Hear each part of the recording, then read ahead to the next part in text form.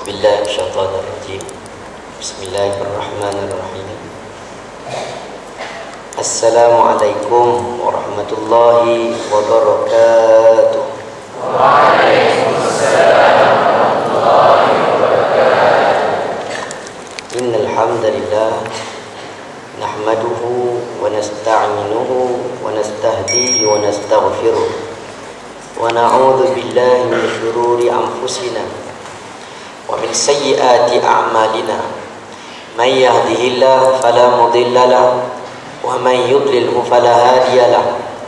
Asyhadu an la ilaha illallah wahdahu la syarika lahu wa asyhadu anna Muhammadan 'abduhu wa rasuluh.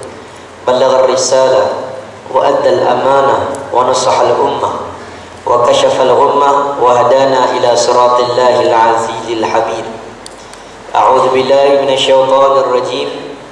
Ya ayyuhalladzina amanu taqullaha haqqa tuqatih wa la tamutunna illa wa antum muslimun.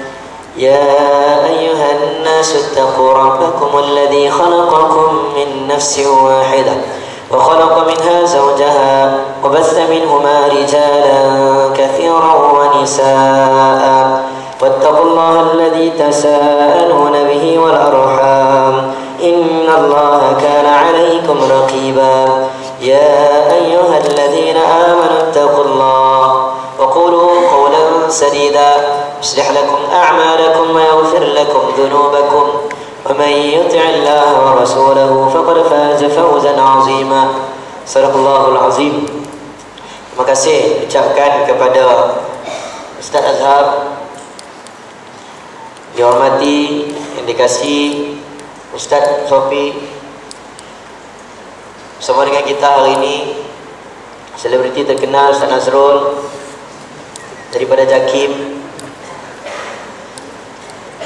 serta tak lupa kepada orang yang bawa saya juga, pelakon paling popular 2011 Ustaz Nasro, cikgu-cikgu, guru penolong kanan, guru-guru, guru penolong kiri, cikgu-cikgu, cikgi-cikgi, ustaz-ustazah, ibu-ibu, ayah-ayah, adik-adik dan adiki-adiki sekalian. Alhamdulillah. Apa khabar orang Miri? Alhamdulillah. You all semua sihat? Alhamdulillah. Nampak muka letih. Kenapa? Puasa. Oh, puasa. Apa dia? Exam. Siapa puasa tu? Exam. Oh, exam letih. Loh. Exam lah tak letih. Lainlah kalau kelas PJ baru letih. Exam relax saja. Nak pensel, pensel datang. Macam syurga kan? Duduk dalam syurga, kita nak apa semua dapat kan? Nasi kandar satu, ting-tung je dah. Nasi kandar, masih ada. Coffee bean satu, ada. Dia macam apa? Tongkat sakti. Tongkat sakti. Cikgu nak kertas satu, cikgu hantar. Betul tak? Exam lah relax, brother relax. Exam lah relax, tak penat. Penat ke exam? Puasa ke? Janganlah tunjuk muka puasa sangat. Muka semua sekupang 10 sen. Muka ketak. Senyum sikit. Senyumlah sikit. Cuba senyum kat Ustaz tengok. Senyum dekat Ustaz Sofi.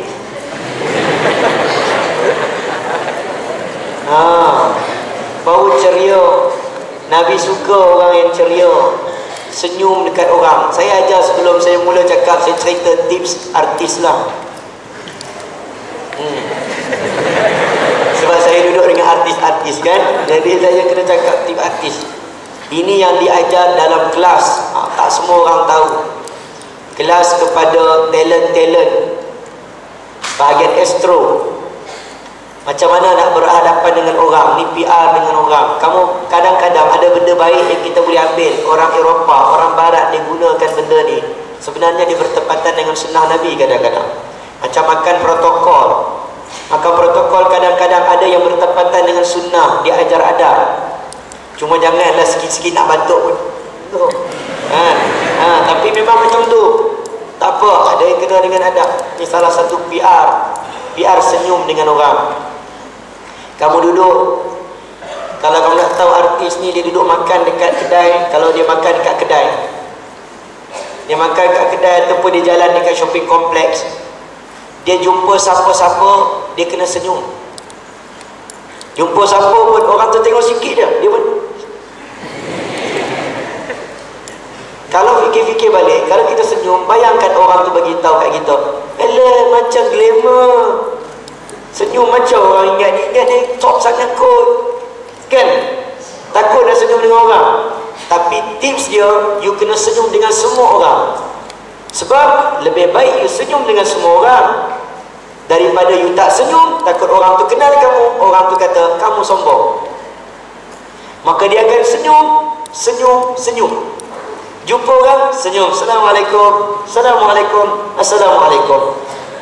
Walaupun PR ini diajar oleh negara-negara barat, artis-artis Hollywood, Bollywood, tapi sebenarnya ianya sangat baik untuk kita. Sangat baik. Maka senyumlah kamu kepada saya. Senyum. Tak perlu kata apa-apa. Alhamdulillah. Syukur kita pada Allah. Saya seronok duduk dekat sekolah agama. Sejuk ya, kipas pun tak payah pasang. Kan? Sekolah agama kan, sejuk, seronok. Ustaz pun berasal daripada sekolah agama. Ustaz tahu jiwa-jiwa sekolah agama. Ustaz tengok muka pun boleh agak dah. Yang mana jerawat banyak sikit tu tahu dah. Ustaz tengok, Ustaz tahu. Nampak muka pegang Quran, nampak baik, tahu. Kadang-kadang ada sekali-sekala terfly juga akhirnya. Ada dalam asrama, ada orang pernah fly. Ke sekolah ni tak pernah orang fly. Tak pernah, tak apa, bagus. Kalau nak fly pun ke mana nak pergi pun tak tahulah. Kalau kat KL okey juga. Tahu tak fly tu apa? Apa dia? Escape. Semua tunjuk orang lain. Ustaz dulu sekolah agama juga, Ustaz tahu. Cuma sekolah Ustaz lebih dhaif pada ni. Sekolah ni sempurna, SMKA kan. Ustaz sekolah SMA, sekolah menengah agama. Kalau fikir-fikir sekolah Ustaz dulu, Ustaz teringat kat sekolah, kita rasa macam kita ni, apalah masa depan aku nanti. Ya, zaman orang tak hantar sekolah agama dululah. Pulau Pinang ni bukan ramai pelajar-pelajar tahfiz, tak ada. Perkataan tahfiz pun tak ramai orang tahu. Sekarang ni Alhamdulillah, satu Malaysia, JAKIM, orang ni buat perhimpunan di Pahang, di Kuantan, mengumpulkan katanya terdapat 23,000 hafiz Quran. Ini kesan daripada ustaz-ustaz kita yang terdahulu. Mereka berjuang memperkembangkan sistem pendidikan yang bernilai, yang bermula dengan Quran. Sebab mereka melihat hampir keseluruhan para imam mujtahid satu dunia. Imam-imam kita, Imam Syafi'i hafal Quran umur 9 tahun, Imam Ibn Qudamah 10 tahun, Imam Nawawi 9 tahun, Imam Jarir Tabari 8 tahun. Hampir seluruh para imam mereka menghafal Quran sebelum umur 12 tahun. Perkenalkan satu persatu sistem pendidikan yang kecenderungan kepada agama sudah mulai dilihat. Orang berbondong-bondong hantar anak pergi ke sekolah agama. Kalau di Kuala Lumpur, sekolah agama swasta, yang mak hantar anak pergi sekolah swasta, mak tu pakai skirt dia. Mak style bro, mak style. Datang, tapi hantar anak kat sekolah agama. Keinginan orang. Orang sudah nampak satu sistem pendidikan yang baik. Saya teringat sekolah ustaz dulu macam mana? Bagaimana lantai kayu? Lantai kayu bawah tu bilik guru disiplin. Kalau bising saja, kalau bergaduh saja, guru disiplin kena atas. Dengar di bawah.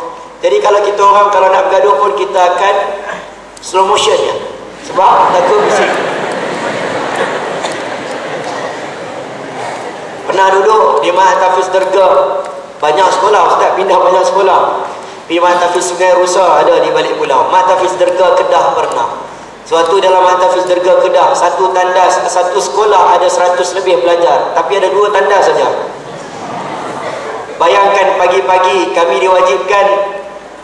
diwajibkan datang awal sebelum solat subuh. Sebelum solat subuh, kecuali pada hari Sabtu dan Ahad. Hari Sabtu dan Ahad wajib datang tanpa masbuk solat subuh, tanpa masbuk. Kalau hari biasa datang setengah jam sebelum solat subuh, kena mengaji Quran. Jadi pelajar tahfiz ni biasanya dia boleh mengaji Quran, dia boleh goyangkan badan dia walaupun mata terpejam.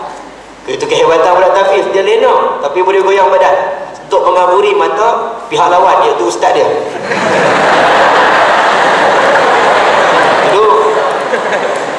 Bayangkan satu sekolah ada 2 tandas, queue panjang, beratur. Kalau kamu nak pergi tandas, kamu kena pergi awal. Di belakang tandas ada kebun nipah. Maka siapa rasa setakat nak buang air kecil tu, pandai-pandailah di belakang sana. Hakikat sekolah. Masuk, kalau siapa yang lewat, kalaulah kita sembahyang subuh, tiba-tiba masbuk, bangun 1 rakaat tambah. Ustaz kepada ustaz orang Pakistan, dia tak kira you tengah masbuk, dia takut terlepas, dia rotan waktu tengah masbuk, tengah sembahyang dia rotan selama. Jadi tak heranlah maka kami akan sembahyang subuh 1 rakaat itu biasa, asalkan tidak masbuk.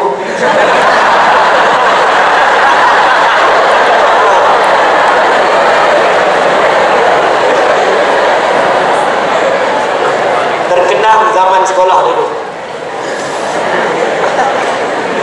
Ustaz pernah duduk belajar di Mat Hafiz Al-Quran wal Qiraat Pasir Mas Kelantan.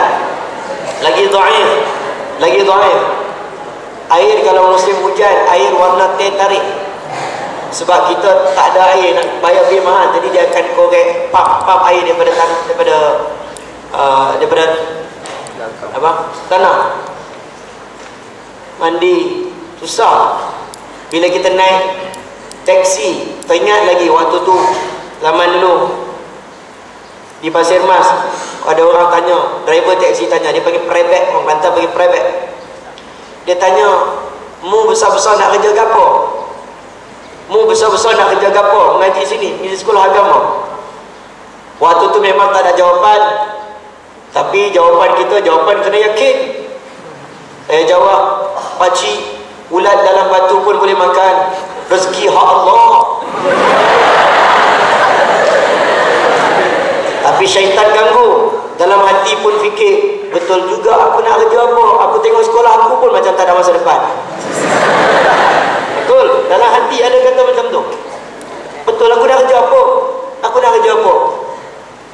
Tapi Alhamdulillah, yakin dan yakinlah, barang siapa yang bersama Al-Quran, barang siapa yang mempunyai ilmu, yarfa'illahu alladhina amanu minkum walladhina utul ilma darajat. Allah tidak akan merendahkan martabat orang yang mempunyai ilmu. Allah tidak akan merendahkan, wallahi, Allah tidak akan merendahkan martabat orang yang mempunyai ilmu. Di dunia dan di hari akhirat Allah akan angkat darjat dia. Asalkan dia ikhlas, penuntut ilmu ikhlas. Ambillah ilmu yang ada sewaktu kamu belajar sekarang. Tadi sedap qori kita baca Quran. Ustaz dengar pun sedap. Kiraat apa Ustaz? Khalah. Bila kita dengar Quran, kita teringat bahawa dialah yang boleh mengangkat kita dan dia yang boleh menjatuhkan kita. Al-Quran, pelajar-pelajar SMKA Miri, senang sikit nak cakap kepada pelajar sekolah agama. Kalau pelajar sekolah lain, Ustaz kena jaga bahasa, jaga istilah, jaga macam-macam. Pelajar sekolah agama ni hentamnya, tak apa, dia orang ni hati keras. Kena kuat sikit. Pelajar sekolah agama, kamu sudah sampai satu tahap, kamu kena ingat, Ustaz pun kena ingat, kita ini adalah di kalangan orang-orang yang terpilih, terpilih. Nak masuk sini, bukan semua boleh masuk, setuju? Sama ada Allah telah menyerlahkan kebaikan kita, Allah menyerlahkan kepandaian kita, ataupun Allah menutup kepandaian orang lain, Allah lebih lebihkan kita sedikit saja, itu je. Sama ada Allah memang kita pandai ataupun Allah saja serlahkan kelebihan kita, kepandaian kita melayakkan kita masuk ke sekolah ini. Allah yang angkat, Allah juga yang boleh menjatuhkan. Kalau duduk dalam sekolah agama, kita ingat kita ini terpilih, Allah pilih kita pelajar-pelajar sekolah agama.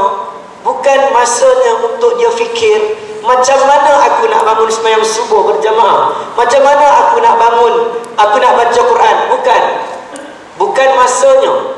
Tetapi pelajar sekolah agama zaman sekarang, kamu semua yang terpilih ini merupakan orang yang perlu fikir macam mana satu hari nanti aku nak bawa orang datang berjemaah, datang ke masjid. Itu cara fikir kamu.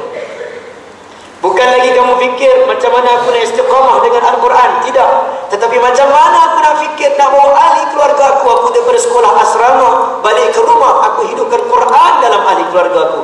Bukan aku yang nak baca Quran, tapi semua ahli keluarga aku wajibkan mereka mengangkat dan menjulang Al-Quran. Itu sepatutnya. Jadi yang ada depan ni, balik kena ingat tanggungjawab kita. Bukan masa untuk tidur, tak ada masa untuk tidur. Kata Sufyan Ats-Tsauri, bagi pelajar ilmu, aku sewaktu menjadi pelajar, aku tak terasa nak tidur. Dan kalau aku tidur, orang kejutkan aku bangun dan aku cakap tentang haid. Sebab malam berfikir tentang fiqh. Tak tidur, tiada masa untuk tidur. Tak ada masa. Kita buat kerja sepanjang hari, sementara kudrat masih ada, tenaga masih ada. Kita nak matang dalam usia yang muda. Pelajar sekolah agama perlu matang dalam usia yang muda. Maksudnya, bila kita sudah sampai usia yang tua, kita melihat kesilapan yang berlaku oleh anak-anak muda itu merupakan kesilapan yang tak patut dilalui oleh mereka, dan kita cuba mencegah mereka melakukan kesilapan yang kita pernah lalui. Inilah kata Syekh Mustafa Masyhur. Syekh Mustafa Masyhur, dia ada sebut ketika dia berusaha Mursyidul Am, besar dia, pangkat dia. Dia ada sebut, dia kata, aku tidak mahu anak-anak muda, aku tidak mahu anak-anak muda mengulangi kesilapan yang aku pernah lalui, dan aku mahu mereka bermula ketika aku sudah berakhir. Maksudnya, orang yang hebat begitu pun, yang bekerja kuat waktu usia muda pun, dia nak begitu. Kita pun nak matang dalam usia yang muda. Kita tidak mahu jadi orang yang lemah, longlai, loy. Apa lagi? Apa lagi bahasa kiri? Jahit. Lagi? Lau. Gaul.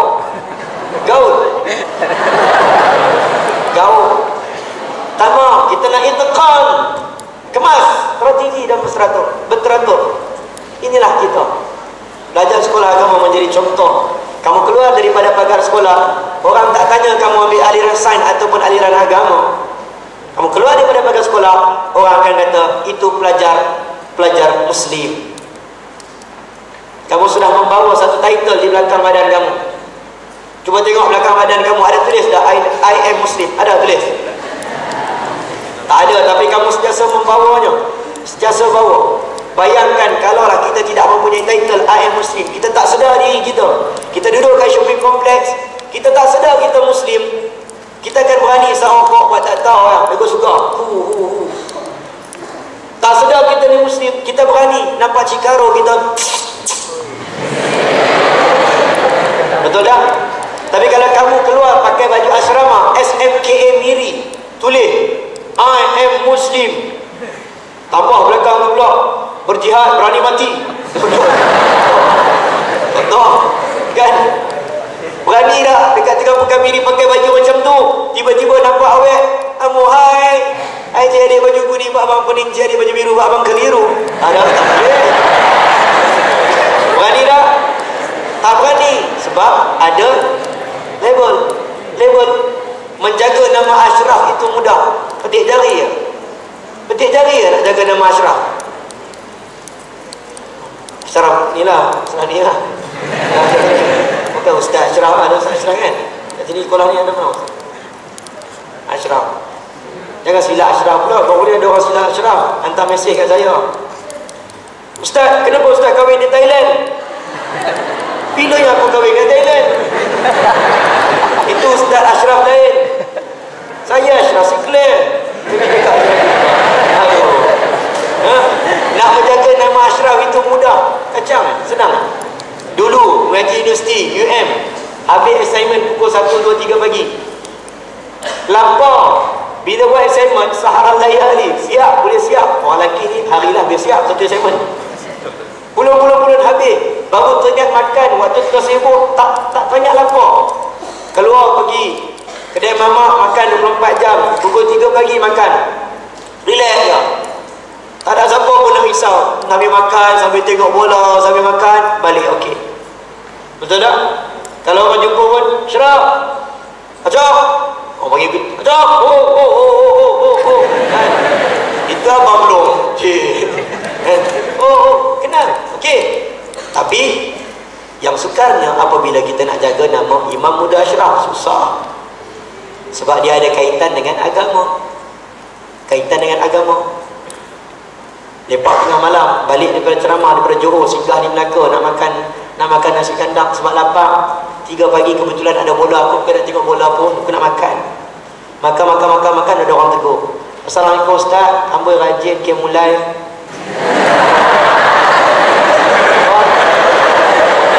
Susah tak? Susah. Tapi susah itu membawa kebaikan. Kita kena ingat, kita sedang bawa label I am Muslim. Aku bawa label Muslim. Aku tidak mahu kerana aku orang merendahkan martabat Muslim, kerana kita fitnah keburukan jatuh kepada Nabi Muhammad SAW. Sedangkan Nabi Muhammad tidak begitu. Kerana kita orang memandang Nabi Muhammad begitu hina, sedangkan kita lah punca ni. Sebab itulah pelajar-pelajar sekolah agama, kalau kita ingat, jangan tidur, jangan leka, jangan ghalib. Saya teringat dalam peristiwa perang Jamal, ketika mana tentera Ali bin Abi Thalib, peperangan di antara pasukan tentera Ali dengan tentera Aisyah radhiyallahu anha. Aisyah bersama dengan Zubair Al-Awwam dan Talha bin Ubaidillah. Sahabat Nabi ni sahabat yang mulia.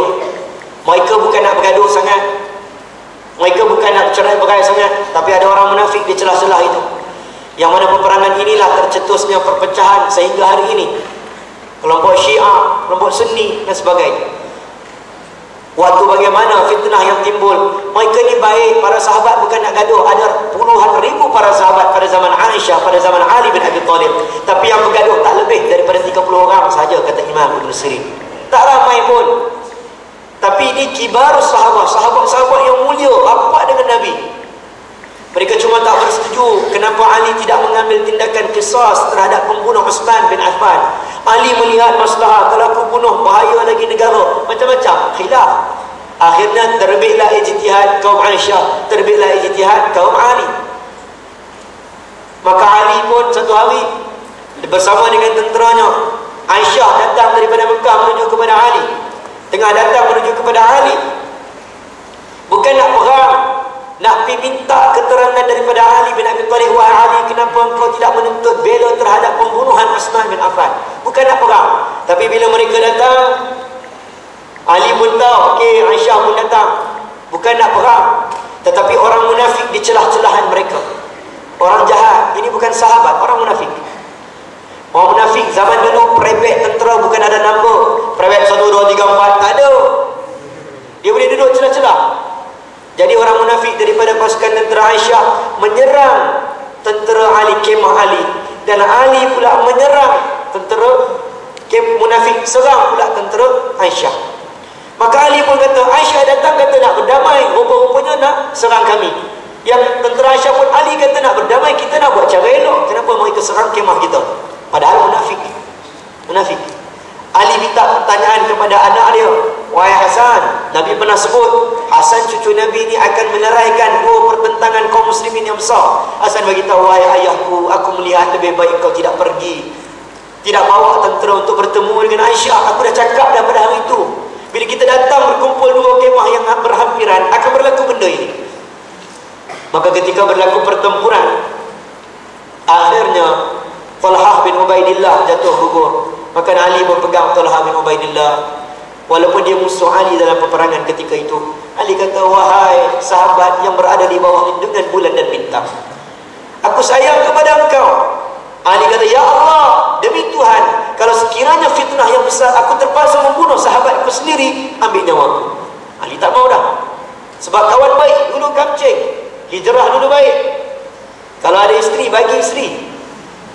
Ada 4 orang isteri, ambil seorang isteri. Ambil.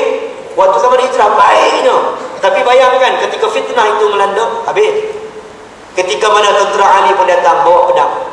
Wahai Ali, aku membawa kepada engkau ni, inilah darah Zubair Al-Awwam.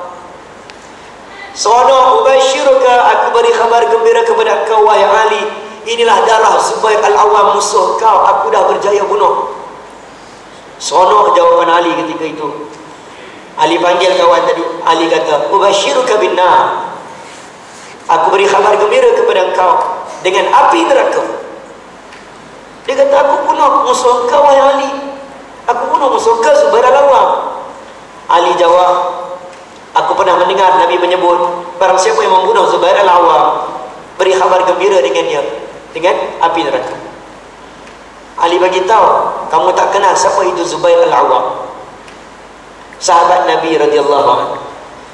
Nabi menyebut setiap Nabi ada pengawalnya, dan Zubair Al-Awwam adalah pengawal. Ali bagi tahu, kamu tak kenal siapa itu Zubair Al-Awwam. Ketika mana Nabi minta sesuatu, Zubair Al-Awwam tidak pernah menolak.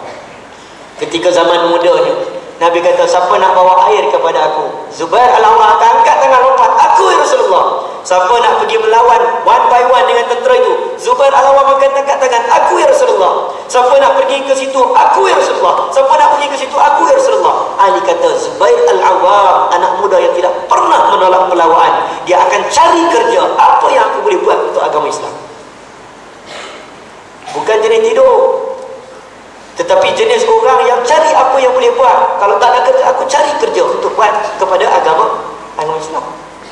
Jadi belajar sekolah agama, bukan masa tidur. Cari sesuatu. Kalau sekarang dalam medan menuntut ilmu, tuntutlah ilmu sesungguh-sungguhnya. Biarlah martabat kita diangkat oleh Allah Subhanahu Wa Taala, dipandang mulia oleh masyarakat. Kadang-kadang orang tengok orang agama ni, orang tengok low class. Kamu jangan ingat, ada orang juga anggap low class. Ustaz duduk UM dulu, Ustaz mengajar sebelum jadi imam muda lah. Waktu tu imam purba, imam cilik, imam kecil kan. Di UM dulu, lepas berapa dah Ustaz? Bagi tahu saya kalau terlajak. 12 makin. Saya tengok jam, saya tak ada jam sini. Mana jam yang betul? Yang tu? Mana jam? Jam saya betul lah. Saya ikut jam US. Saya orang KL. Saya orang kampung luar.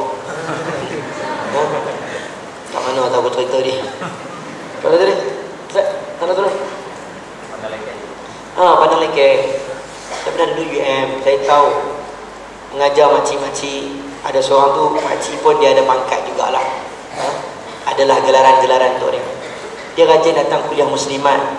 Orang perempuan ni rajin datang kuliah. Laki ni jarang ada kuliah muslimin, jarang. Kuliah muslimat banyak. Orang perempuan ni rajin. Sebab tu saya suka puji orang perempuan. Kamu orang perempuan nanti kahwin, jaga suami elok-elok. Yang suami jaga isteri kamu elok-elok. Tu isteri kamu ada kat belakang tu.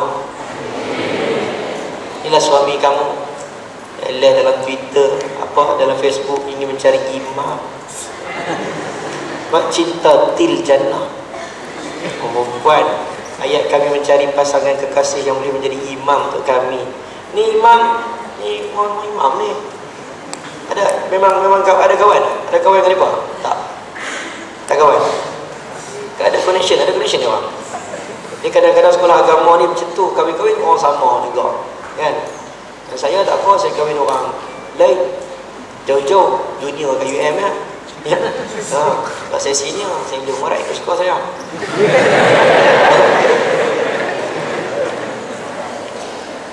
Suka jaga kaum pemerintah. Baik, saya nak bawa kisah. Bila kita pergi mengajar di kuliah muslimat, seorang makcik itu dipanggil, saya panggil Datin, boleh lah, senang. Dia rajin datang kuliah, tapi suaminya ada masalah. Suaminya tak tinggal rokok, tak tinggal arak, dan tak solat. Dia ketagih arak dan ketagih rokok serta minum arak, tak solat. 3 benda ni. Jadi waktu tu ustaz ni mengajar Quran. Kebetulan dia panggil ustaz datang ke rumah suami saya. Suami saya sakit. Mungkin time ni lah ustaz boleh nasihat dia. Kita pun pergilah kan, saya songkol ke ustaz ya, saya kampung kan? Kita pun pergi, Assalamualaikum Pakcik pula dah, Datuk, tak sebut nama Datuk, dia belah PJ. Datuk tak sihat sebab sakit hati dia kena kesan daripada arak, alkohol lebih. Tinggalkan arak, walaupun dalam sakit dia minta lagi arak. Tinggalkan arak, tinggalkan rokok, dan jangan tinggal solat. Teruskan solat. Solat tu boleh memberikan ketenangan. Datuk tu tengok aku atas bawah. Dia tengok dia buat tak tahu kan. Aku tak tahu. Saya sedih tau. Saya sedih. Besoknya Datin panggil lagi, ustaz pergilah tengok-tengok sekali, baca ruqyah ke apa. Saya panggil kawan saya buat praktikal di PPUM, Pusat Perubatan Mesti Melaya. PPUM, dia ambil bidang perubatan. Dengan keadaan dia pakai baju doktor, gantung apa? Apa yang betul? Stetoskop. Apa tu? Itulah kan. Gantung datang tu, pergi rumah dia dalam keadaan macam tu. Saya kata, Erul, kau lah cakap. Dia cakap benda sama. Dia pergi cek badan, pegang kepala, pegang badan. Kemudian dia cakap, Datuk, tinggalkan 3 perkara. Tinggalkan 2 perkara. Tinggalkan rokok, tinggalkan alkohol, bahaya untuk kesihatan. Satu lagi, terapi yang sangat baik untuk hati, untuk ketenangan dan kesihatan. Jangan tinggalkan solat. Datuk tu tengok atas bawah. Datuk tu kata, baiklah.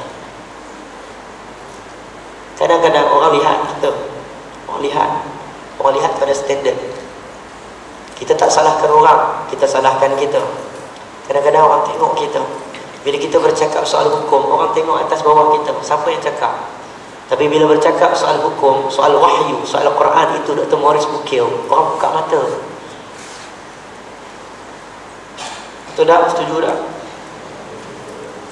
Tak apa cerita politik luar negara. Di Afghanistan contohnya, saya bukan sokong Taliban, tapi waktu bila mana Taliban meruntuhkan patung Buddha berusia 300 tahun patung tersebut, Amerika cakap apa? Tengok orang Islam tak kenal arti, tak tahu arti sejarah, tak kenal arti sejarah. Itu patung bernilai, ada nilai sejarah, dirobohkan 300 tahun dirobohkan. Maka satu dunia kata yes, Amerika betul, Islam salah. Satu ketika Amerika Syarikat menawan Iraq. Mereka bom masjid-masjid di Kufah, di Basrah, yang mana kesan peninggalan daripada zaman Imam Abu Hanifah.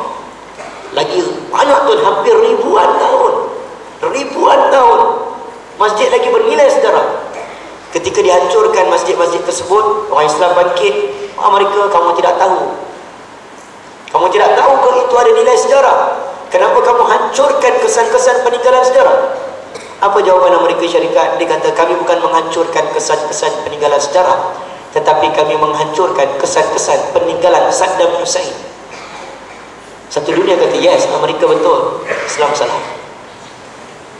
Sebab apa mereka anggap Amerika betul? Sebab mereka sudah angkat standard yang cukup tinggi. Kami ni adalah pakar-pakar sejarah, pakar-pakar arkeologi, semua daripada negara kami. Takkan kami nak hancurkan ikut suka kami. Nampak macam tu. Media digunakan, tunjuk macam mana mereka menyelamatkan kucing. Duduk hujung pokok kucing, 911, ambil kucing, turun bawah, buat CPU, CPR, CPU komputer, buat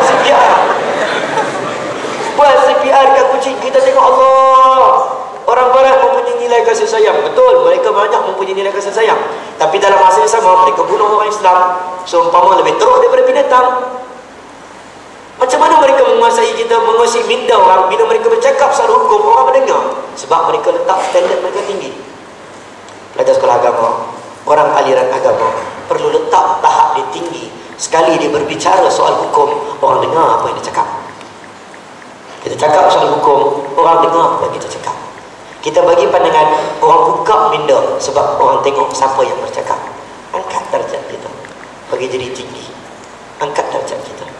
Allah menjadikan kita ni, Allah bagi amanah, terutama orang ambil aliran agama, ada Al-Quran, ada Al-Quran. Tapi Nabi bagi kita, Allah bagi tahu, "Wani thumma awratna al-kitab alladhina istafaina min ibadina wa minhum zalimun li nafsi wa minhum sabiqun bil khairat wa minhum muqtasid wa minhum sabiqun bil khairat." Kemudian kami wariskan kepada kamu Al-Quran. Semua ni ada warisan Al-Quran ni. Ada yang zalimi diri sendiri, orang yang ada Al-Quran. Kalau kita ada Al-Quran, kita faham agama tapi tak amalkan agama, zalimun li nafsi. Minhum muqtasid, ada orang yang sederhana di pertengahan, dan ada orang yang dapat ilmu agama tapi dia bercepat-cepat bersegera untuk mencari kebaikan. Kita nak jadi sabiqun bil khairat. Tak kiralah macam mana pun. Tak kiralah macam kita cerita mengaji Quran macam mana jenis, tak apa. Ustaz Nasrul suka-suka. Senyum. Nasib baik dah kahwin dah. Tak kahwin lagi? Belum lagi. Mana nampak dah lagi. Walaupun ustaz gatai tu tak ada. Ustaz berau sana. Tak apa ustaz. Kita mengajilah macam mana pun. Abang kita mengaji bunyi Arab, tak apa. Ada orang mengaji tak bunyi Arab. Ada orang Jawa bunyi Jawa, tak apa, tak ada masalah. Ijazul jilatil ardu jiljalaha. Kan? Abang punya Arab, sedap betul punya Arab. Kita baca Quran ikut Arab. Kalau ada orang baca Quran bunyi macam ustaz orang mana? Orang China, Negeri Sembilan. Ada bunyi Negeri Sembilan tak? Negeri Sembilan. Dan Sukoiko, tak ada.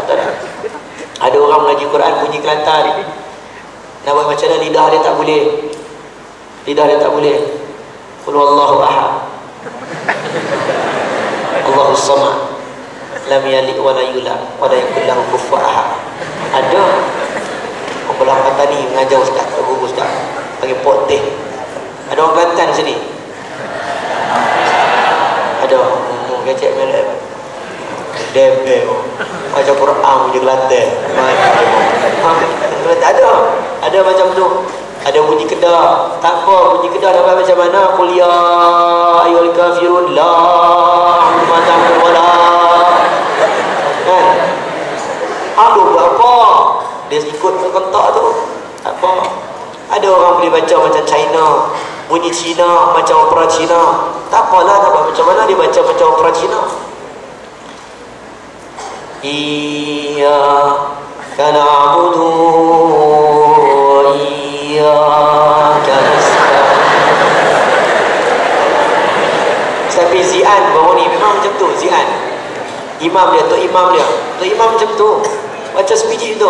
Ihdina siratal mustaqim. Kita apa ni dia baca? Kena mufarakah tak boleh. Mana boleh sembahyang Jumaat. Tok Imam lah, ikutlah, tak apa. Ada yang baca macam Hindustan pun Hindustan lah. Orang belah Kashmir, Urdu, macam Ustaz Asli boleh Urdu. Ada baca macam Kashmir juga, ada. Nak buat macam mana? Bunyi dia macam Kashmir. Wa nasi'u wa ma sawwaha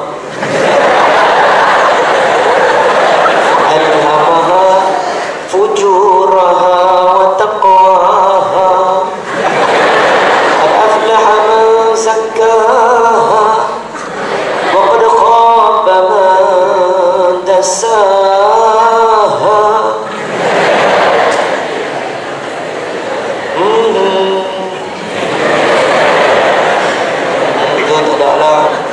Dia buat macam mana, dia bunyi macam tu. Kita yang boleh bacalah macam mana pun. Kita berdampinglah dengan Quran macam mana. Al-Quran ni kita tak faham tu, tapi kita boleh dapat ketenangan dengan Al-Quran. Dekat dengan Quran, Al-Quran boleh angkat darjat kita. Kita nak buka soal jawab sebenarnya. Mungkin ada apa-apa persoalan yang ditanya.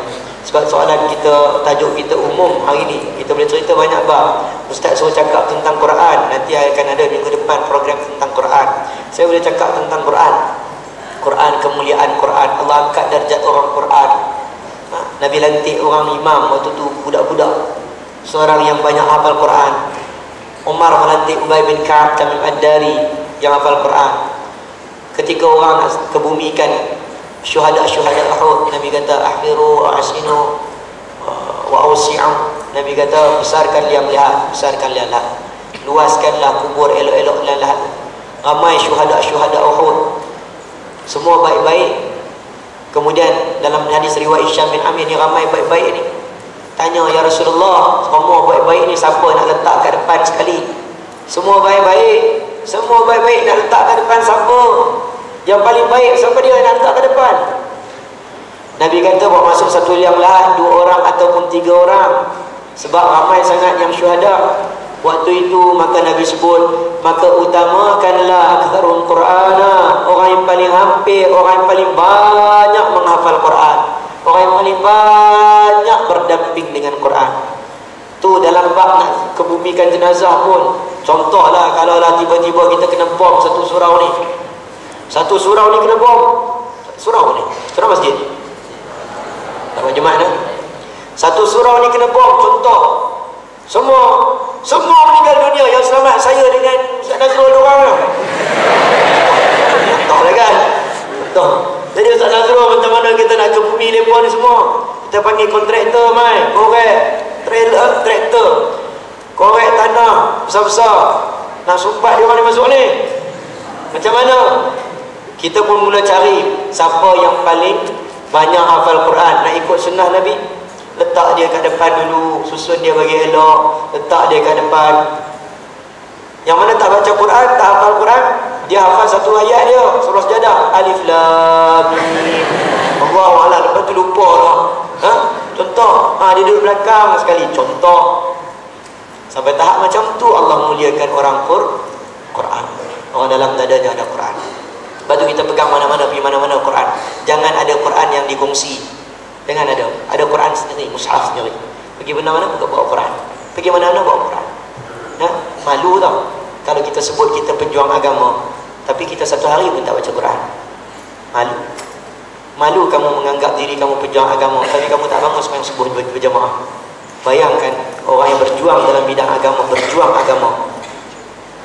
Kalau belah Arab, belah Pakistan, kamu berjuang agama tapi tak bangun sembahyang subuh. Pejuang agama tak bangun sembahyang subuh jemaah? Pelik. Pejuang agama tak baca Quran satu hari pun? Pelik. Malu kita. Allahu a'lam bissawab. Bangkitlah, siapa nak tanya soalan boleh bangkit dan tanya, insya-Allah. Kalau ustaz tahu ustaz jawab, ustaz tak tahu Ustaz Nazrul jawab. Siapa yang boleh jawab kita pas je, sebab ramai ustaz dalam surau ni. Mereka lagi alim daripada saya. Saya saja buat tahu. Ada soalan, siapa-siapa nak tanya? Bukan senang datang. Nasib baik ada flight, kalau tidak aku naik tongkang daripada KL. Cepat, ada soalan tak? Pokoklah ada soalan apa nak kongsi ataupun nak share, tak ada masalah. Sama-sama kita. Ada mikrofon. Kalau tak ada, saya yang bertanya nanti. Nak tanyalah ustaz ataupun nak program ustaz, tanyalah kami. Mana satu nak? Garang lah saya. Nampak garang ke?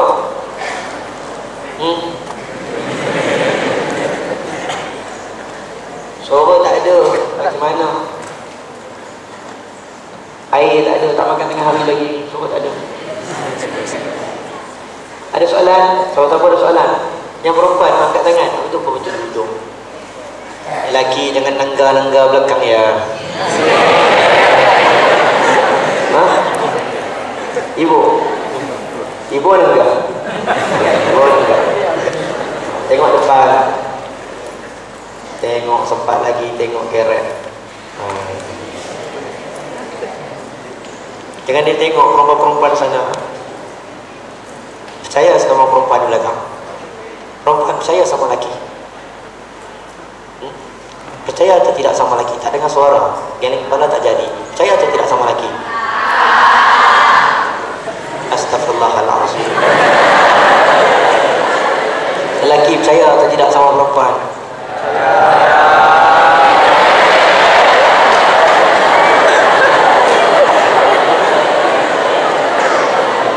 Nampak gaya perempuan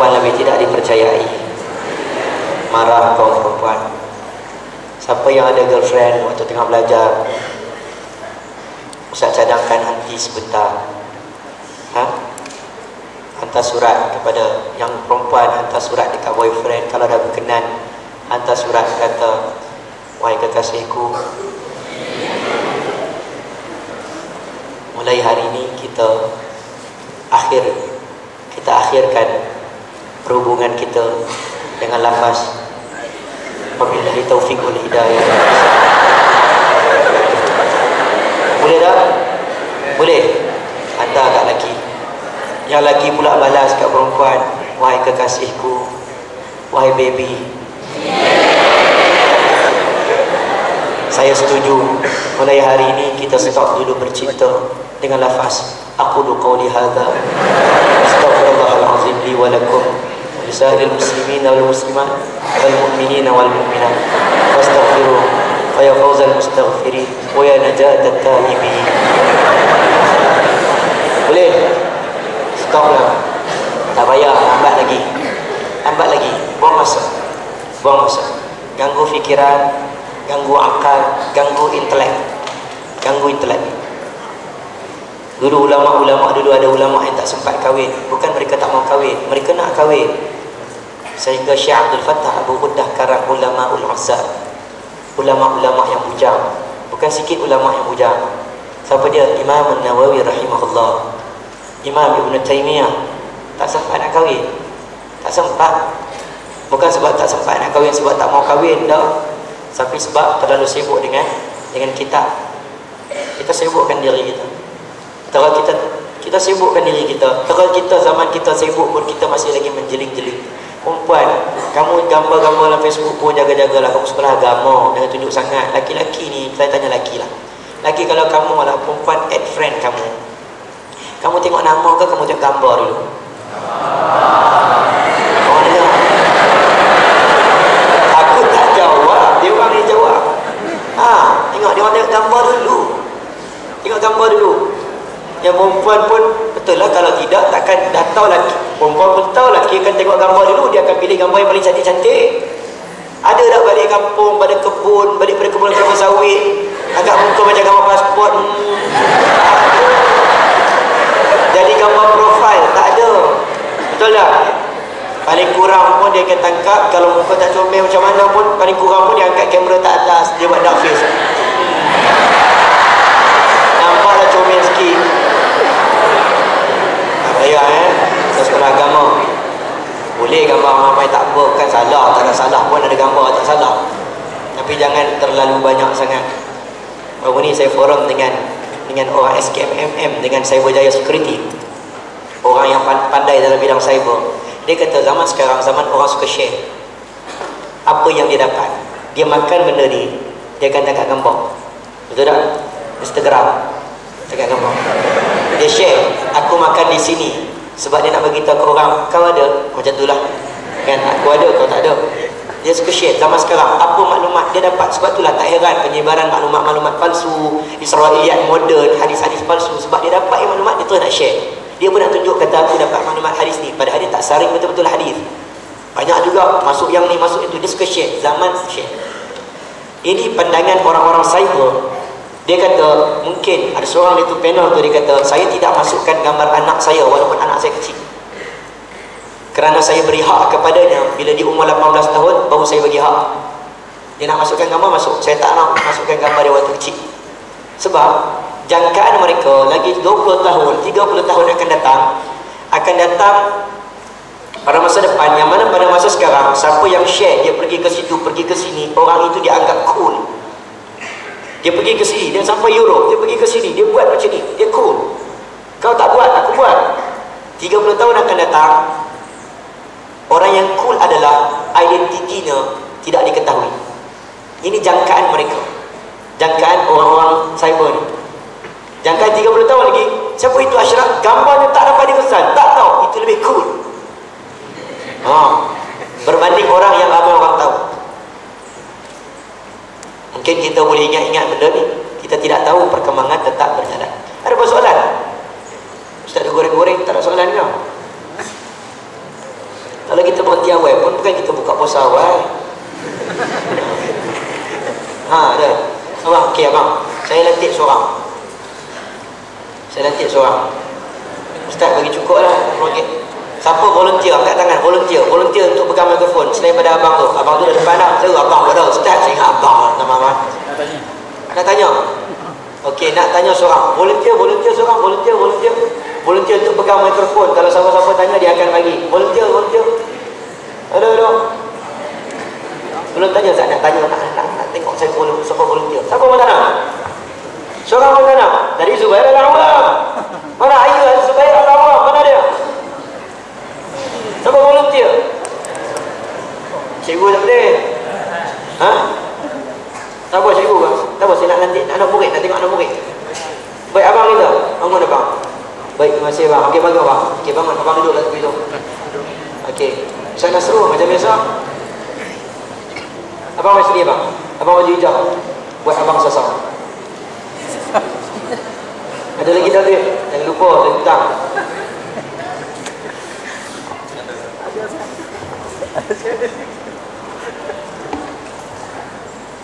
Ada tak? Nah, RM10. Pak volunteer. Baik. Jaga diri elok. Sejuk jangan. Duduk situ nak. Duduk situ. Lagi siapa nak tanya soalan, awak pergi bawa mikrofon dekat dia. Nama apa bang ni? Izul. Oh, itu Islam. Lagi apa kita? Muhaimin silakan. Salam. Bismillahirrahmanirrahim. Muhaimin pun dapat juga dia. Ha? Dapat dia. Nak dia.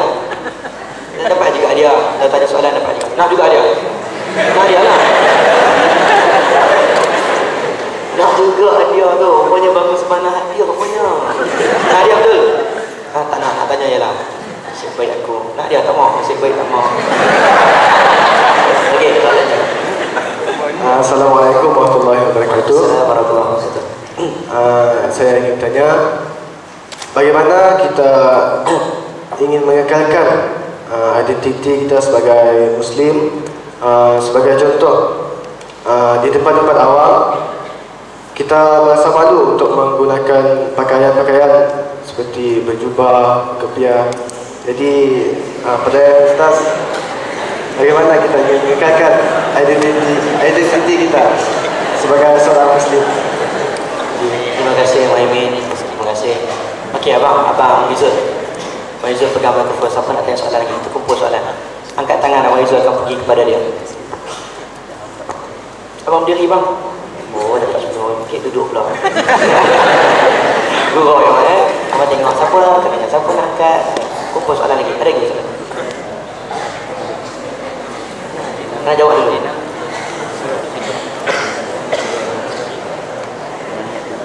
Mana? Tanya. Pernah berlaku dalam hadis Nabi SAW. Satu hari Nabi balik, Nabi bawa barang. Kemudian ada sahabat Nabi tanya, ya Rasulullah, mana kau dapat barang tu? Nabi ni cakap, kau suka ke barang ni? Dia kata, aku suka sebabkan kau tanya nak ambil barang ni. Maka sahabat Nabi pun tanya, ya Rasulullah, mana kau beli barang tu? 2-3 orang pakat dia tanya. Sebab dia pun nak barang yang Nabi ada. Nabi kata, dah orang pertama tanya saja dapat. Jadi orang pertama kedua saja dapat. Tak dapat lah. Ha? Takut 50 orang kat tangan. Kerap kita. Ha? Ada soalan lagi? Tak ada, saya jawab dulu. Ada soalan? Yang perempuan boleh hantar kertas. Hantar kertas. Hantar kertas dekat Izu. Okey? Sekali dengan nombor phone. Seorang je. Tak ada. Hantar kertas. InsyaAllah. Baik, soalan pertama, kekal identiti. Kamu kena ingat, Muhaimin, tak semestinya ini sahaja pakaian sunnah Nabi SAW. Soalan yang pernah ditanya kepada Syekh Yusri di Mesir, Dr. Yusri. Ini pakar fiqh, pakar hadis dan juga pakar bedah. Dia dua-dua dia pakar. Dia mengajar hadis. Anak murid dia ramai, jubah, serban dan sebagainya. Dia tiap hari kadang-kadang pakai jubah ni, kadang pakai kot, pakai macam-macam. Di Mesir ni lagilah tak pakai kepiah tu biasa. Memang biasa. Siapa pakai kepiah tu kira baik. Baik gila dia. Kira Al-Azhar boleh kan. Ustaz saya tahu kan macam mana style Azhar. Baik. Kemudian dengan keadaan macam tu, orang tanya, wahai Syekh, kenapa Syekh pakai baju pakai kot? Dia kata, Nabi tidak membataskan pakaian sesuatu Nabi tidak membataskan pakaian sesuatu, tetapi Nabi bagi guide terhadap pakaian. Kemas, dipandang sopan, tidak tasyabbuh, menutup aurat, tidak bersamaan laki dan perempuan, tak sama. Nabi bagi guide. Sebab itu Nabi pakai pakaian jubah daripada Persia, pakai jubah daripada Yaman, daripada Syam, pelbagai Nabi pakai. Tapi kalau kita nak pakai jubah, nak pakai serban, itu lebih elok, sebab kita nak tiru perbuatan Nabi sallallahu alaihi wasallam. Tak ada salah, sebab itu ada sebahagian sahabat Ibnu Umar radhiyallahu anhu, dia pernah tiru perbuatan Nabi, sunnah jibiliyah. Nabi tak suruh pun dia tiru. Dia pergi padang Arafah, dia pernah datang dia pergi padang Arafah, dia turun daripada unta. Ibnu Umar, dia turun daripada unta, dia pergi duduk mencangkung, buat macam orang nak buang hajat. Kita duduk mencangkung, saya tak boleh tunjuk, nampak pelik nanti. Duduk mencangkung macam orang nak buang hajat. Maka sahabat Nabi tanya, "Wahai Ibnu Umar, kenapa engkau buat begitu?"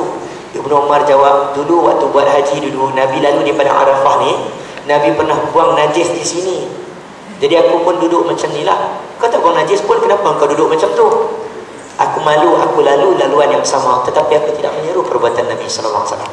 Sampai tahap macam tu, sampai tahap macam tu. Pernah sekali Nabi naik kenderaan, sahabat Nabi naik kenderaan, naik kenderaan, dia baca subhanalladzi sakhkhara lana hadza wa ma kunna lahu muqrinin wa inna ila rabbina lamunqalibun. Tiba-tiba dia tanya, orang tanya kenapa kau bunyi macam tu? Aku pernah dengar Nabi baca doa ni suatu ketika dahulu. Tiba-tiba ada seorang lelaki datang bergurau dengan Nabi. Nabi tersenyum. Maka aku pun tersenyum lepas baca doa itu. Sebab dia nak tiru, tak ada masalah. Baik, untuk kekal istiqamah, kita kena ingat, kita nak bawa, kita ni pendai sekolah agama, pendakwah. Kamu tidak boleh membawa orang yang nak jadi baik. Kamu jangan sesekali bawa idea orang nak jadi baik, nak jadi soleh. Kita momok-momokkan untuk menjadi baik dan jadi soleh perlu jadi skema. Jangan buat macam tu. Faham tak skema? Nerd. Sebab bila kita buat macam tu, orang nak berubah jadi baik, orang tak mani. Budak-budak orang, dia nak jadi baik, tapi bila jadi baik, kena jadi skema. Ada macam mana ni? Faham tak jadi baik? Kena jadi baik, tidak semestinya menjadi skema. Assalamualaikum warahmatullahi wabarakatuh. Ana akhukum fil Islam. Makcik, nasi goreng fataya wahid, halalan tayyiban mubarakan fihi. Terima kasih makcik. Ambillah makcik, halal. Ya Allah, fil syaitanir rajim. Agaklah sampai tak macam tu. Faham tak? Biasa-biasa. Kami dulu mengaji sekolah Arab tak pernah dengar sanah helwah. Tapi bila ustaz lah ni, bila masuk Facebook ustaz tu sanah helwah. Sanah helwah sanah helwah semua, tak pakai tudung pun wiskat ustaz sanah helwah. Bahasa Arab. Ustaz, iftar di mana? Oh, iftar. Tak ada salah bahasa Arab, gunalah bahasa Arab bagus. Anak entah, tak ada masalah. Dia menghalang kita cakap benda tak elok. Tapi kalau kita bawa idea untuk jadi baik, kena jadi skema, orang takut nak jadi baik. Dia boleh jadi baik dalam keadaan relax. Biar orang rasa selesa. Solat tetap solat, dia rasa selesa dengan jiwa muda. Baik, nak kekal identiti, nak istiqamah, memang sukar. Syayyabatani Yahud. Nabi ni tumbuh uban di kepala Nabi. Nabi kata, beruban rambutku dengan sebab turunnya surah Hud. Kerana dalam surah Hud ada satu ayat, fastaqim kama umirt. Hendaklah kamu beristiqamah seperti mana yang diperintahkan. Nabi kata istiqamah ni susah. Sufyan bin Ubaidillah jumpa Nabi, ya Rasulullah, ajarkan kepada aku kalimah yang mudah, yang senang tentang Islam. Nabi kata, amantu billah thumma istaqim. Beriman kepada Allah, kemudian istiqamah dengan apa yang kamu imankan. Sebab istiqamah tu susah. Cara nak istiqamah banyak kaedah. Antara salah satu kaedah ialah cari orang yang mana kita tengok dia, kita takut dengan Allah. Cari kawan yang mana kita tengok dia, kita takut dengan Allah. Kita ni orang tengok kita, orang tak takut dengan Allah. Nak buat macam mana? Kalau boleh kita nak orang tengok kita, orang takut dengan Allah. Tengok muka dia, ya Allah Akbar. Dan kita stop, jangan duk mengumpat dah. Tengah duk sembang mengumpat ni, cari kawan yang mana kita tengok dia, kita takut dengan Allah. Tengah duk mengumpat, tiba-tiba kawan datang. Malam ni tahajud macam mana? Dia tukar topik, betul tak? Jangan cari yang mana kita, bulan puasa ni aku nak berhenti rokok, aku tengok muka kau ya, tentang aku nak isap rokok sebatang. Ada orang macam tu. Cari orang yang kita tengok dia takut kepada Allah. Berdasarkan kepada surah Al-Kahfi, bagaimana Ashabul Kahfi Ashabul Kahfi ini mereka tak kenal sama-sama. Mereka golongan bangsawan. Golongan bangsawan, anak orang-orang kaya pada zaman mereka. Mereka tak kenal, seorang-seorang tak kenal. Semua hati mereka tak. Waktu tu raja tanya, semua kena mengaku beriman dengan aku, beriman dengan raja, beriman dengan raja. Tapi mereka ni beriman dengan Allah. Hati mereka tengah goyang. Goyang ni macam mana ni? Bangkit seorang, qul lan nad'u min dunihi ilaha. Kami tak mengaku ada Tuhan lain selain daripada Allah Subhanahu wa taala. Seorang bangun, baru yang tadi hati goyah tadi bangun. Dia ni sama geng dengan aku. Dia ni sama geng dengan aku. Dia ni sama geng dengan aku. 7 orang bergabung. Jadi kuat. Allah sebut warabatna ala qulubihim fi qa'ala. Warabatna ala qulubihim, dan kami ikatkan, jalinkan hati mereka jadi kuat dengan sebab mereka cari teman-teman yang boleh kuatkan dia dengan Allah. Istiqamah kadang-kadang kena cari orang yang boleh mewujudkan suasana yang baik. Wujudkan suasana yang baik. Katakan Allahu a'lam bissawab. Ada kesalahan? Banyaklah dah. Kita tak punya zuhur apa. Astaghfirullahalazim. Kita tak berani tanya soalan tu. Cikgu-cikgu ada. Cikgu tak ada, kita sembang lain lah. Hari ni saya pergi sekolah. Allah Akbar. Saya tahu sekolah mana. Sekolah agama tapi lelaki semua. Eloklah buat kat masjid. Dia pun lelaki semua. Soalan yang tak ada pendali. 3-4 kertas soalan sekolah agama. Ustaz, apa hukum abang angkat tidur dengan adik angkat? Banyak pula soalan tu. Besar tu. Bahaya.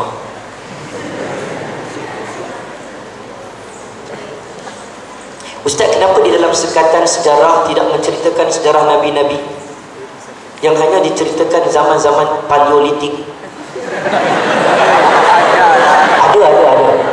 Ada. Cuma mungkin zaman Paleolitik nak sampai zaman Nabi tu lambat sikit, tapi ada. Tapi kalau nak lebih takhasus, ambil bidang sejarah tentang tamadun Islam. Banyak tamadun dalam dunia ni. Bergantung kepada negara mana cara dia cerita tentang sejarah negara dia. Apa pendapat Ustaz tentang pergolakan yang berlaku di negara-negara Arab sekarang? Boleh Ustaz, panjang lah cerita. Boleh Ustaz beritahu sedikit mengenai Presiden Mesir Morsi? Panjang juga cerita. Rosak deh. Sabar ya. Orang Mesir dia tahu orang yang macam orang Mesir. Orang Mesir ni kita pun tak faham dia nak apa. Orang Mesir ni pelik sikit. Tak tahulah mana. Mana-mana pun, negara mana-mana pun, kalau ada orang baru sangat merintah, sabar sekejap. Tak sabar jadi betulah. Orang baik-baik. Sebab negara Arab ni sepanjang sejarah yang kalau nak kekal lama, orang Arab kalau nak kekal lama, pemerintah nak kekal lama, dia kena jadi rejim baru jadi kekal lama. Dia kena ada orang macam Saddam Hussein, Muammar Gaddafi duduk macam tu, bunuh macam tu. Sebab orang Arab tak tahulah sebab orang yang macam tu kot. Saya bukan setuju dengan Saddam, bukan setuju dengan Muammar Gaddafi, tapi nampak gaya macam tu kan. Jadi dekat orang baik, habislah ambil duduk elok. Saya tak ada jadi orang politik. Saya jadi orang politik habis saya baik. Bukan kata politik tu jahat, no. Tapi kita kena ada nilai, ada tegas, ada karakter yang pelbagai. Bagaimana untuk seorang anak untuk menasihati dan mengajak ayahnya yang tidak solat, tidak puasa agar kembali ke jalan benar tanpa menyinggung perasaannya? Ingat, nak menasihati mak, menasihati ayah, kena tengok betul-betul. Jangan kita tersilap langkah membuatkan mereka kecil hati. Awas betul-betul. Cukup sudah, jangan banyak sangat dah, banyak sangat solat. Kita solat tapi ada yang masih buat maksiat. Macam mana hendak menghalang buat maksiat melalui solat? Ni ingat, Allah Subhanahu Wa Taala bila sebut tentang solat, banyak Allah kaitkan dengan orang munafik. Allah ni bila sebut tentang solat, banyak Allah sebut solat dengan orang yang celaka dalam solat. Fawailul lil musallin alladzina hum 'an salatihim sahun. Orang yang solat, orang yang lengah-lengahkan solat, tak beri kesan kepada solat. Allah nak sebut orang munafik, innal munafiqina yukhadi'una Allah wa huwa khadi'uhum wa idza qamu ila as-salati qamu kusala yura'una an-nas wa la yadhkuruna Allah illa qalila. Orang munafik itu dia bohong Allah, dia lagi boleh bohong dia. Wa idza qamu ila shalah, bila dia mendirikan solat, dia mendirikan dalam keadaan malas. Ada orang dia nak solat, dia pilih time paling malas baru dia solat. Dia bukan jadikan solat itu sebagai prioriti hidup dia, tak. Bukan. Ada orang dia utamakan solat. Solat Nabi kata menjadi penyejuk mata bagiku. Ju'ilat qurratu 'aini fi shalah. Jadi sebab itulah ada ulama di India, kalau jemaah tabligh dia kenal sejarah tentang Maulana Ilyas. Terkenal dia jalan kaki. Orang Urdu panggil pedal, jalan kaki pedal. Jalan kaki tengah panas. Kan orang jemaah tabligh pusing nak pergi jumpa orang. Panas jalan bersama Maulana Ilyas. Kemudian bercakap, Maulana, kita berhenti sebentar. Panas Maulana, panas, penat. Kita berhenti di masjid. Sampai di masjid, ada tak sampai nak buat tahiyatul masjid, sampai di tangga masjid terus terjatuh, letih, panas. Maulana Ilyas pergi ambil wudu, dia datang pesah depan, Allahu Akbar. Orang pelik, kita tak larat dia bersemayang pula. Jumpa dengan Maulana, kenapa kau solat? Kita semua penat. Maulana kata, ada orang dia penat lalu dia rehat, dia tinggalkan solat. Ada orang yang penat tetapi dia solat kerana solat itu boleh merehatkan dirinya. Maka aku memilih solat kerana solat telah menjadikan aku rehat. Sebab dia betul-betul menghayati solat. Solat ni boleh menyebabkan kita ni kadang-kadang tak betul. Yura'unan nas, tunjuk kepada orang, tak ada kesan kepada kita. Yura'unan nas wala yadhkuruna Allah illa qalila. Kemudian dalam solat dia ingat Allah 10%, 90% dia ingat benda lain. Kan? Kita kalau kunci hilang time solat baru ingat. Betul tak? Kunci hilang time solat, mana wallet aku ni? Allahu Akbar. Oh dia kat toilet. Sebagai perempuan Islam, menutup aurat wajib. Macam mana nak tutup aurat apabila tinggal satu rumah dengan abang atau adik ipar? Perlukah menggunakan stokin? Baik. Stokin ini adalah aurat mukhaffafah. Aurat ada mughallazah dan mukhaffafah. Apa mughallazah? Macam najis ya. Ya memang tentang aurat wanita ni bila pakai baju kedah, macam orang kedah pakai baju kedah, perempuan pakai baju kedah, takat tangan macam ni. Dibenarkan dalam Islam, duduk kat rumah. Dalam rumah, keluar kena pakai tutup betul. Tak boleh pakai tarik tu. Boleh takat nampak lengan, asalkan memudahkan dia nak ambil wudu, nak masak makan, nak hidang jamu makanan, nak masak. Sekadar yang dia orang panggil aurat, macam nak cakap, tugas dia melaksanakan tugas-tugasan di rumah, itu dibenarkan. Tapi kalau nak keluar rumah, dia pakai stoking. Duduk dalam rumah dengan adik ipar, pakai tudung macam biasa. Cuma kalau setakat aurat mukhaffafah, tapak kaki tak ada masalah, tangan yang tersinting sedikit tak ada masalah. Itu dibenarkan dalam Islam. Sedangkan tapak kaki pun khilaf para ulama. Sebagian ulama kata tapak kaki pun bukan aurat, tapi kita pegang pendapat yang aurat. Walaupun pendapat tu agak kuat, tapak kaki bukan aurat, tapi mazhab Malik, itu mazhab Malik kata tapak kaki bukan aurat. Tetapi kaum-kaum terdahulu mereka pakai jubah labuh, jalan tak nampak kaki. Tapi kita pegang pendapat pakai stoking lah, lebih selamat, tutup daripada pintu khilaf. Bagaimana kita ingin menyibukkan dari berfikir tentang perkara-perkara yang tidak berfaedah? Bagaimana kita ingin menjaga pandangan dan hati daripada berfikir tentang perkara-perkara tidak berfaedah? Sama ya. Sekian, wassalam. Sana nak fikir dah. Benda tak faedah. Lain kali rasa jawab nak. Apa hukum melukis? Apa hukum melukis perempuan tidak menutup aurat sedangkan untuk mencari nafkah, kerja khusus, komik dan lain-lain?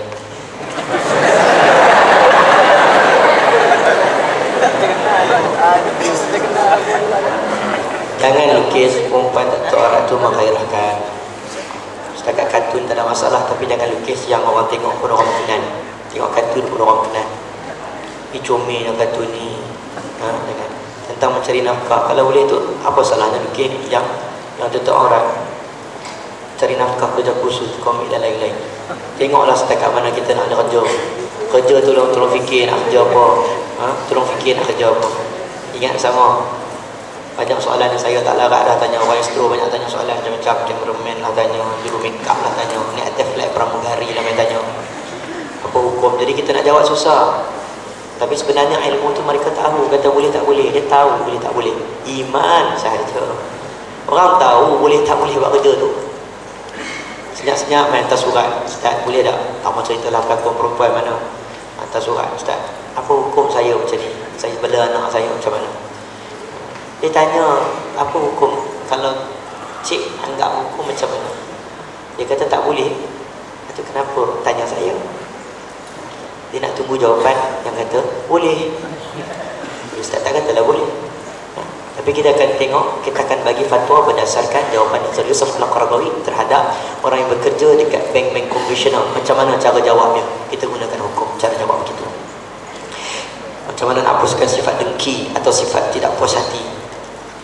Jangan pakai psikologi kakak. Kita ni dengki, tak puas hati ni sebab datang daripada anggap diri besar, kibria. Kita kata ke orang, kita hina orang sebab kita kibria. Kenapa kita hina orang? Sebab kita rasa kita bagus lah. Kita rasa kita bagus. Datang seorang alim ulama ustaz, kita tahu dia bagus, kita tak bagus. Kita dah nak kata kat dia, oh aku tak berani cakap kat dia. Siapa tak berani cakap? Sebab kita tahu kita tak bagus daripada dia. Betul tak? Tapi kalau kita rasa kita bagus, bajet bagus, kita pandang orang dengan sebelah mata. Tapak jari. Okey. AA Gimnastia. Kenal AA Gimnastia? KIAA. Kenal? Indonesia. Yang pakai serban macam ustaz tuan tutup. KIAA yang rawat hati, manajemen kalbu. Pernah tengok TV? Pakai serban. Dia bagus. Dia join, dia buat program manajemen kalbu, menguruskan hati dengan orang-orang psikologi. Dia tunjuk kita ni jari kita automatik. Kalau kita nampak orang yang kita tak hormat, contoh kita kata kambing lalu kita kata mana kambing, automatik kita akan tunjuk dengan jari ni. Sebab tunjuk itu kambing, automatik. Tapi kalau lalu tu contoh menteri, datuk ke apa-apa ke, automatik mana menteri tu, automatik jari ni kita akan keluar semua jari ataupun kita akan keluar satu hormat. Dia kata kita tak fikir pun automatik dia keluar. Mana budak tu? Tu budak tu. Sebab budak. Mana ustaz tu? Tu ustaz tu. Kenapa tiba-tiba keluar macam ni? Dia kata jari kita automatik akan ikut hati kita. Pakar psikologi kata walaupun kita tak fikir itu hormat, kalau kita fikir hormat, automatik jari kita keluar macam tu. Kita tengok waktu kita dapat jumpa siapa-siapa, automatik jari kita keluar macam mana. Kalau keluar macam ni, sombonglah kita. Last soalan, saya dah banyak nak habis dah ni. Macam mana cara nak menegur? No.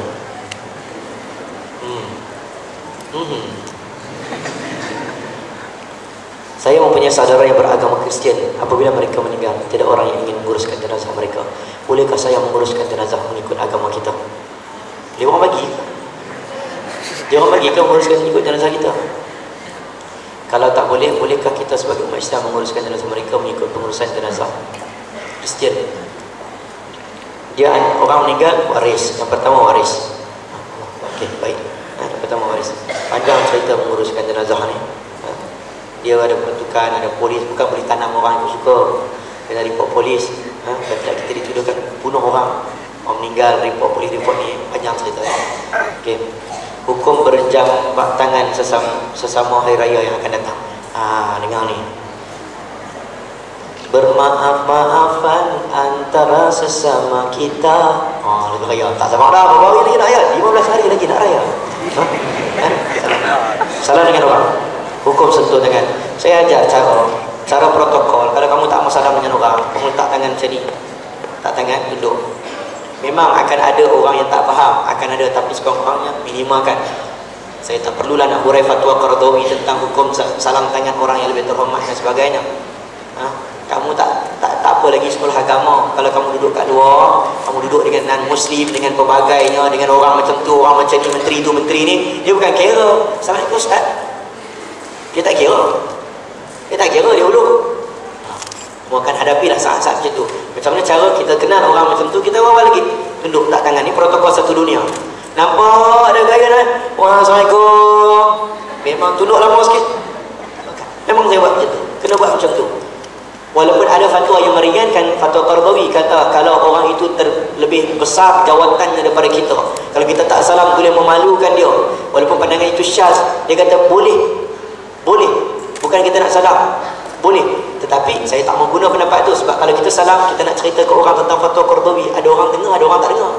Ada orang kata ustaz tak dipakai, padahal ada fatwa yang benarkan. Tapi kita tak perlulah hurai fatwa tentang Qardawi. Baca banyak hukum hakam yang perlu kita baca. InsyaAllah kita pun bila hari raya jaga-jaga, jangan salam orang ikut suka, jangan salam orang ikut suka. Makcik, mak kita, mak saudara kita, bapa saudara kita punya isteri tak boleh salam. Bapa saudara kita punya isteri tak boleh salam. Jangan salam. Ada setengah orang, mak saudara yang beristeri tak boleh salam, tapi sepupu perempuan bolehlah pula. Dengan raya ni, hari raya kita sambut dengan takbir raya. Allahu Akbar, Allahu Akbar, Allahu Akbar, la ilaha illallah, wallahu akbar, Allahu akbar, walillahil hamd. Raya sambut raya, jangan sambut pula raya, sambut raya dengan takbir, puji nama Allah, seronok. Dan kita seronok kerana Allah kembalikan kita kepada fitrah. Allahu a'lam bissawab. Cukup sudah. Cukup sampai di sini saja. Daripada batin tersiksa, lebih baik aku belah saja. Saya minta maaf anda berlaku terkasar bahasa ataupun terkurang tak kenal. Kalau ada salah dan silap, mohon kemaafan. Siapa rasa tak puas hati, kita settle di luar. Siapa yang rasa dia terkuris hati, saya minta maaf. Terima kasih kepada pihak sekolah, kepada guru-guru, kepada asatizah yang bekerja keras menganjurkan program pada hari ini. Dan kita harap Allah turunkan berkah dan rahmah kepada penduduk qaryah kita.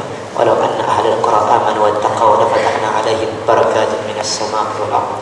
Kalau satu penduduk qaryah itu beriman dan bertakwa kepada Allah, Allah turunkan berkah dan rahmatnya. InsyaAllah. Saya sekali lagi mohon kemaafan. Untuk itu saya akhiri majlis kita dengan Assalamualaikum warahmatullahi wabarakatuh.